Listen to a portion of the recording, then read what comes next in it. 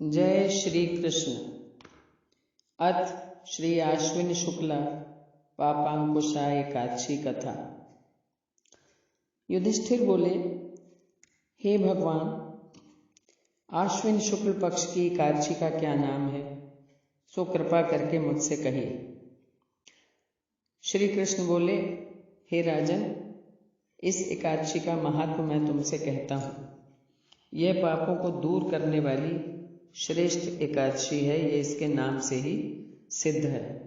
इसमें मनुष्य को पद्मनाभ का पूजन करना चाहिए। इंद्रियों को वश में करके बहुत समय तक तपस्या करने से जो फल मिलता है वो फल गरुड़ध्वज भगवान नमस्कार करने से दे देते हैं। पृथ्वी पर जितने तीर्थ हैं उनका फल भगवान के नाम के कीर्तन से मिल जाता है। जो जनार्दन भगवान की शरण को प्राप्त हो गए हैं वे मनुष्य कभी यमलोक को नहीं जाते। जो मनुष्य प्रसंगवश एक एकादशी का भी व्रत कर लेता है वो कठिन पाप करके भी यमलोक को नहीं जाता। हे मनुजाधिप, जब तक मनुष्य पद्मनाभ नाम की एकादशी का उपवास नहीं करता तब तक उसके शरीर में पाप रहते हैं। हे राजन, ये पापांकुशा एकादशी स्वर्ग, मोक्ष, आरोग्य, सुंदर स्त्री और धन की देने वाली है। एकादशी के समान पवित्र गंगा, गया, काशी, पुष्कर और कुरुक्षेत्र आदि तीर्थ भी नहीं है। एकादशी का उपवास करके, रात्रि में जागरण करके बिना परिश्रम विष्णु पद को प्राप्त हो जाता है। हे राजन, इसका उपवास करने से मनुष्य 10 पीढ़ी माता की, 10 पिता की और 10 स्त्री के कुल का उद्धार कर देता है। आश्विन शुक्ल पक्ष में पापांकुशा का उपवास करके मनुष्य सब पापों से छूटकर विष्णु लोक को जाता है।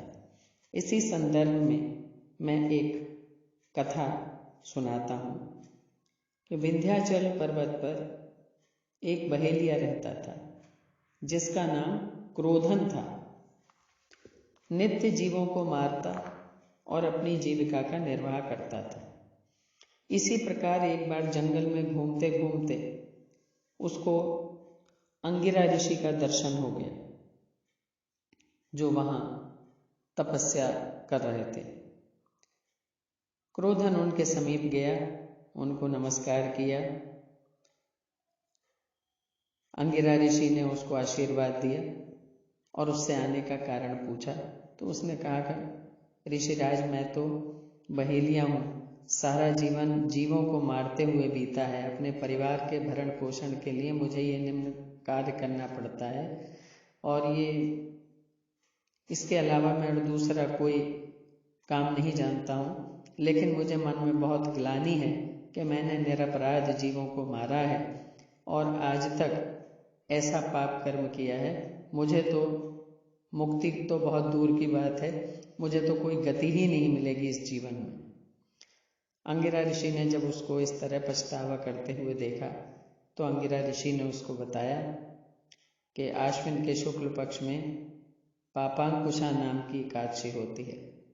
तुम उसका व्रत करो और भगवान जनार्दन की पूजा करो, उससे तुम्हें अवश्य ही मुक्ति मिलेगी, तुम्हारे पाप क्षीण होंगे।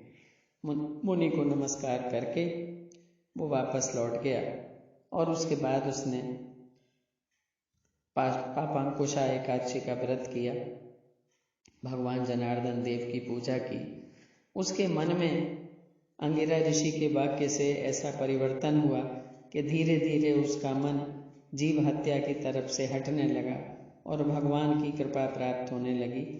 धीरे धीरे ऐसा होते होते उसके सारे पाप नष्ट हुए और जब उसका अंत समय आया तो यमदूत जब उसे लेने आए तो वो ये देख के आश्चर्य में पड़ गए कि उसके तो कोई ऐसे पाप ही नहीं थे जो उसको यमदूत ले जा सकते। यमदूत वापस चले गए और वो देवदूतों के साथ स्वर्ग को गया।